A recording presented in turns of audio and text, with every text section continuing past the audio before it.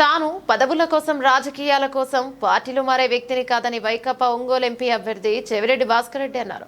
గుంటూరు రోడ్లోని A1 convention ఎదుట స్థలంలో నిర్వహించిన ఆత్మీయ సమావేశంలో ఆయన మాట్లాడారు. 18 ఏళ్ల వయసులోనే రాజారెడ్డి వద్ద పనిచేశానని, తర్వాత వైఎస్ రాజశేఖర రెడ్డితో ఇప్పుడు ఆయన తనయుడు జగన్ తో ప్రయాణిస్తున్నట్లు చెప్పారు. ఒంగోలు అసెంబ్లీ అభ్యర్థి బాలినేని శ్రీనివాసరెడ్డిని అత్యధిక మెజార్టీతో గెలిపించుకుని మంత్రిగా చేసుకోవాల్సిన బాధ్యత మనపై ఉందని అన్నారు. తనను గెలిపిస్తే ఒంగోలు అభివృద్ధికి అన్ని విధాలా కృషి చేస్తానని పేర్కొన్నారు. ఎమ్మెల్యే బాలినేని శ్రీనివాసరెడ్డి మాట్లాడుతూ ఒంగోలు పార్లమెంట్ ఎంపీ అభ్యర్థిగా పోటీ చేస్తున్న చెవిరెడ్డి భాస్కర్ రెడ్డిని 1,00,000 ఓట్ల మెజార్టీతో గెలిపించాలని కోరారు. తమ పార్టీ కార్యకర్తలను ఇబ్బందులను గురి చేస్తే సందేహించేది లేదని మండిపడ్డారు. ఇటీవల జరిగిన దాడిలో తన కుటుంబానికి అండగా నిలిచిన కార్యకర్తలకు బాలినేని సెల్యూట్ చేశారు. తమ జోలుకొస్తే సహించేది లేదని తెదేపా నేతలను హెచ్చరించారు. సమావేశంలో ఎమ్మెల్యే కుందూరు నాగార్జున రెడ్డి, నాయకులు తాటిపర్తి చంద్రశేఖర్, దద్దాల నారాయణ యాదవ్, మేయర్ సుజాత, ఓడా చైర్పర్సన్ సింగరాజు మరియు Meena Kumari, Madiga corporation chairman Kommuri Kanakarao Madiga, LIDCAP chairman Kakumanu Rajasekhar మరియు Medara corporation chairman Ketha Lalitha, Nancharamma, Sri Vaishnav corporation chairman Manoj Kumar, deputy చైర్మన్లు వేల్నాటి మాధవరావు, వేమూరి బుద్ధితో పాటు కార్పొరేటర్లు, గృహ సారథులు, నాయకులు పాల్గొన్నారు.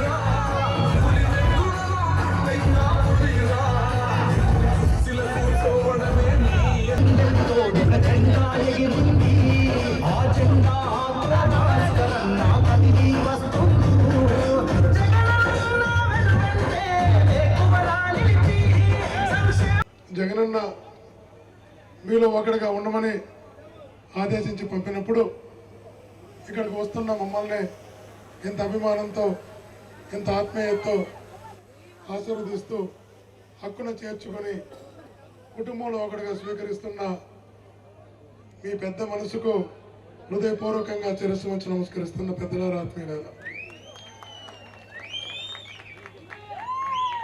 నేను కూడా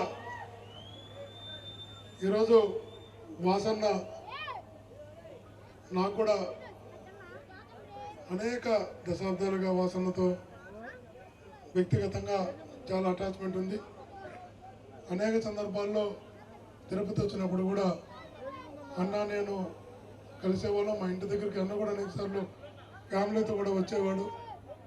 పర్సనల్గా మా ఇద్దరిది జగనన్నకు గట్టిగా ఉన్నటువంటి సైనికుల్లో మమ్మల్ని ఇద్దరిని కూడా ఒకరిని చూస్తారు. కానీ పెద్దలారా, ఆత్మీయులారా, ఈరోజు మీ దృష్టికి తెస్తున్నా, ఒంగోలులో కొన్ని పరిస్థితులు ఈ మధ్య గమనిస్తున్నప్పుడు ఒంగోలు నిజంగా కూడా ఎప్పుడో వాసన చాలాసార్లు చెప్పేవాడు. ఒకప్పుడు ఎలా ఉండింది ఒంగోలు అంటే అశాంతికి, మర్డర్లకు, రౌడీయుజానికి ఒకప్పుడు నిలయంగా ఉన్న ఒంగోలును అన్ననే మీరు ప్రజాప్రతినిధిగా ఎన్నుకున్న తర్వాత ఒక ప్రశాంతమైన వాతావరణాన్ని తీసుకొచ్చారు. ఈరోజు ఒంగోలులో ఇంత ప్రశాంతమైన వాతావరణం ఉందంటే దాని వెనకాల అనేక సంవత్సరాల వాసన్న ఒక యజ్ఞం చేశాడు.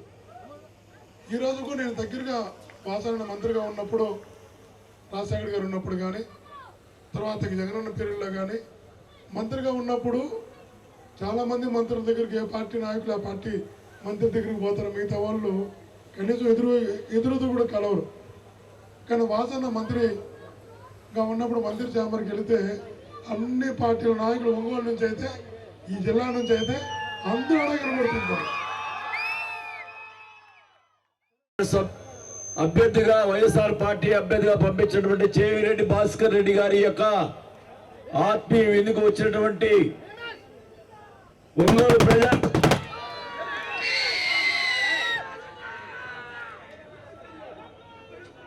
ఒంగోలు ప్రజానీకానికి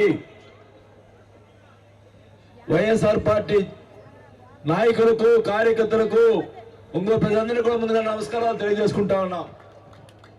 ఈరోజు చెవిరెడ్డి భాస్కర్ రెడ్డి గారు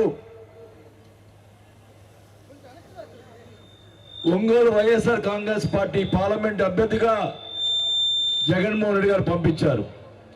చెవిరెడ్డి భాస్కర్ రెడ్డి గారు గతంలో 2 సార్లు చంద్రగిరి ఎమ్మెల్యేగా ఉంటాం.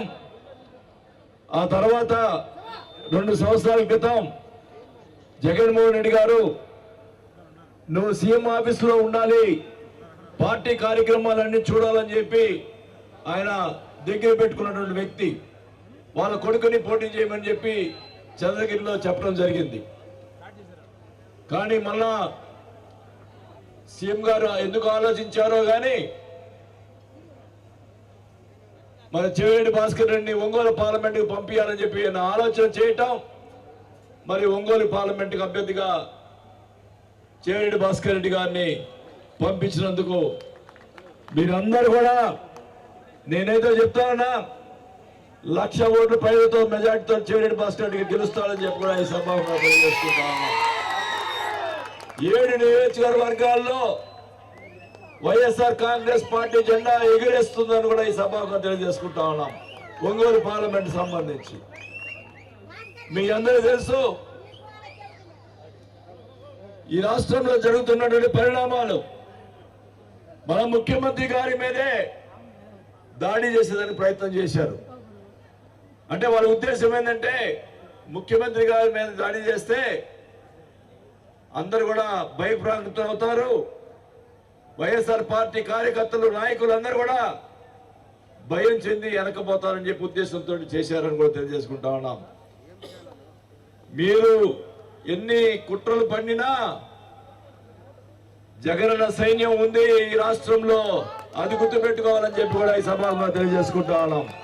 ఎవరు కూడా వెనక జంకే పరిస్థితి లేదని కూడా తెలియజేసుకుంటా ఉన్నాం.